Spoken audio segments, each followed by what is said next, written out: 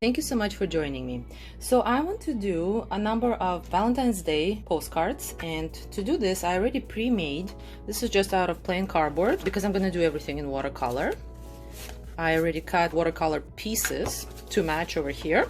So I have 2 red ones and I have 4 of the different kind of size.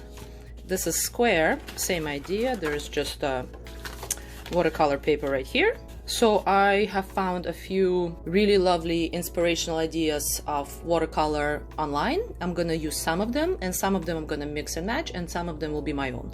So let's see what I can do.